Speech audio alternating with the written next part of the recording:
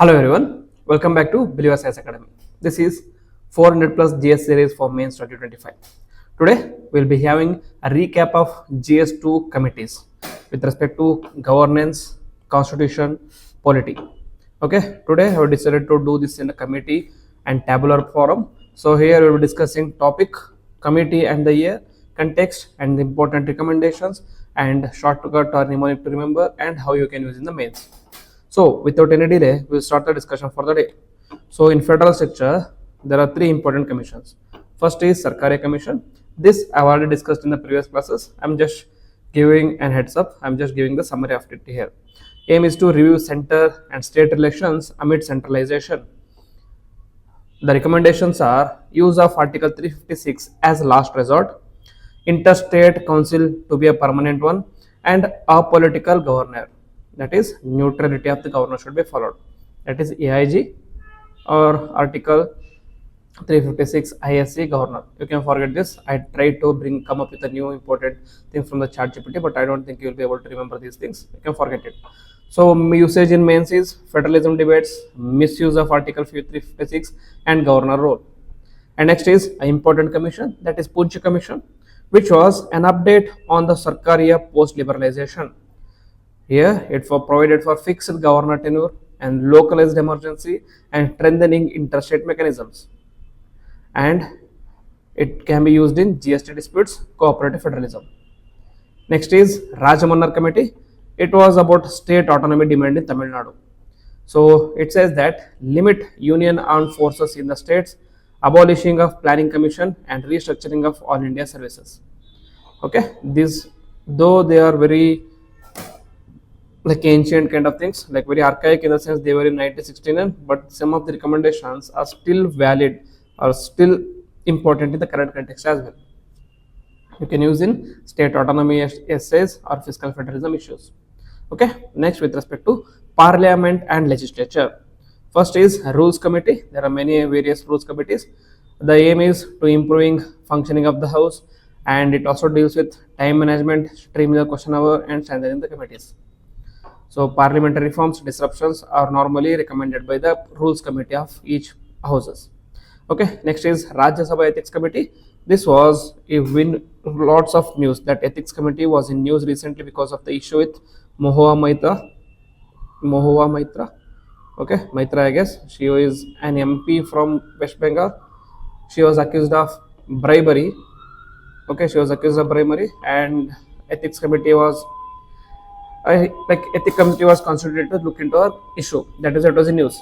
Now, ethics committee of Rajya Sabha 1997, it provided certain recommendations. Aim was maintaining MP's conduct, code of conduct, asset declaration, and disciplinary actions. These were given by Rajya Sabha Ethics Committee of 1996. You can use this in ethics in politics and credibility issues. Next is MP-led review in 2018.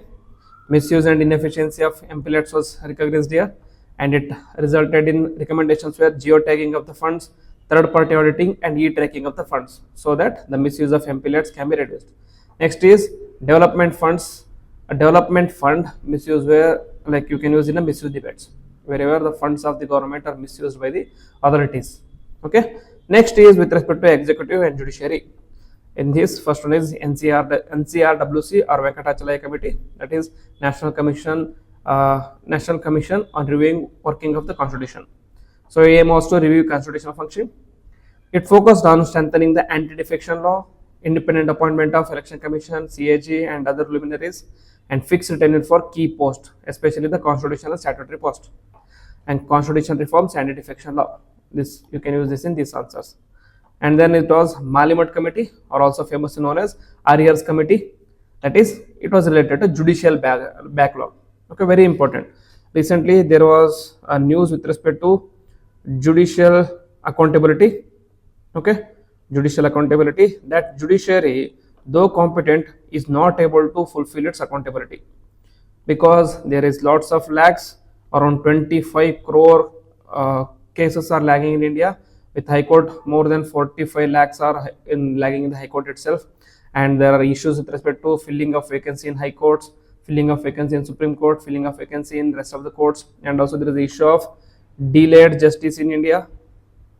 So all these justice or issues could be addressed by alternate dispute resolutions such as panchayat, okay, or nyaya mandals, okay. So like you can write this as like alternatives. So the Parliament committee recommended for ADR mechanisms, that is alternative dispute resolutions, and more judges, are increasing the number of judges in Supreme Court and High Court, and time bound disposal of the case, because justice delayed is justice denied. Next, judicial delay questions. And then again, Parliament committee was earlier recommended, committee was constituted again in 2003. It was again related to criminal justice reforms. Here it focused on participation of victim and reclassification of offences and police confessions with the safeguards. Okay, so very important. Whenever there is issue with respect to criminal law reforms or victim justice, you can use this recommendations. Okay, criminal law reforms and victim rights. In local governance, we already discussed about Balwant Rai Mehta and discussed about Ashok Mehta committee. So Balwant Rai Mehta committee discussed about providing 3-tier panchayat raj institutions, one at the districts, one at the intermediate or block level, one at the village level. Okay, and direct village elections and as to developmental focus. So with respect to panchayat raj institutions and decentralizations. Next is Ashok Mehta committee. Ashok Mehta, only 2 names are there, so it recommended for 2-tier, whereas Balwant Rai Mehta there are 3, so it recommended for 3-tier. And that is just how you can use some tricks to remember. So political parties should be officially participating in the panchayat raj institutions and district planning committees to be constituted. These are some of the recommendations of Ashok Mehta committee. I know I am talking in a fast way because I have already covered these topics. Next is LM Sanghvi committee or LM Singhvi committee. It was also with respect to constitutional status of panchayat raj institutions. Okay, before this, panchayat raj institutions were available in India, but the panchayat raj institutions were non-constitutional because there was no constitutional backing providing for panchayat raj institutions. So this LM Singhvi committee said that panchayat raj institutions should be included in the constitution, and Nyaya Panchayat should be included, and Gram Sabha empowerment should also be considered. So based on the recommendation, we brought 73rd and 74th Amendment Act, which constitutionalized urban local body and local village panchayats. Okay, 73rd Amendment debates. And Rangachari committee, it was with respect to urban devolution. That is, it focused on strengthening the municipal finances, urban reforms, and citizen participation in municipal financing and municipal participation. So you can talk about in 74th Amendment or smart cities. That is Rangachari committee. Next is with respect to electoral reforms.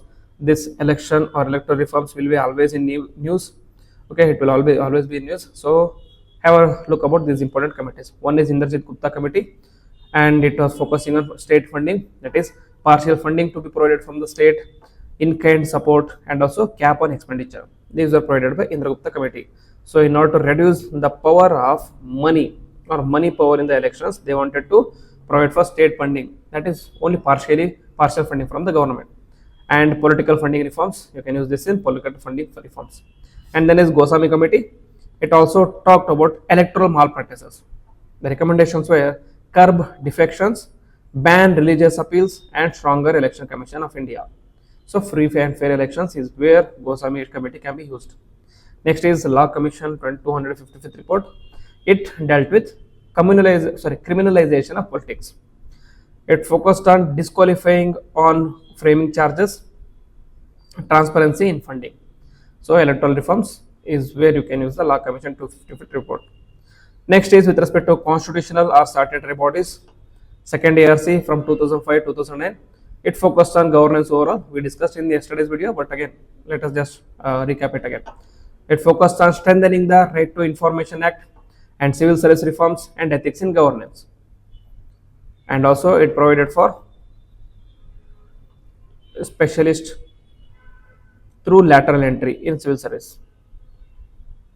Okay, so if you listen to the yesterday's video, you must know about another committee which provided for the same recommendations. Please let us know in the comment box which committee said the similar recommendations, that is lateral entry in the civil services. Governance and transparency is where you can use the recommendations, and then sect is FSLRC, that is Sri Krishna committee. Financial regulation reforms, that is unified regulator to deal with all the financial institutions, and consumer protection should be provided, and also resolution corporation. Okay, resolution corporation to deal with financial regulation reforms. Whenever there is a question with respect to regulatory body reforms, this can be used.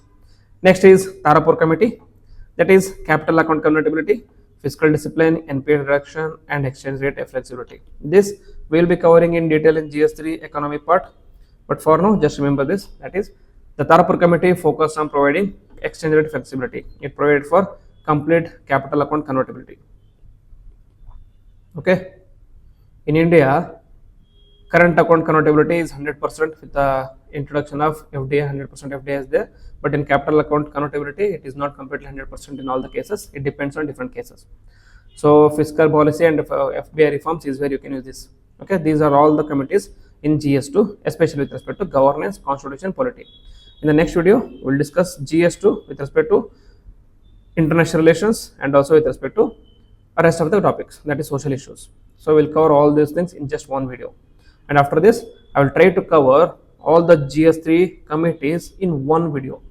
Okay, many of you are saying that we need all these topics in just one video, so I'll be bringing that video in just one section. Okay, so this ends our video for this ends our discussion for the day.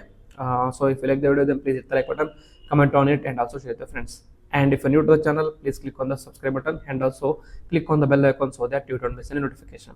With this, I will end the video. Jai Hind.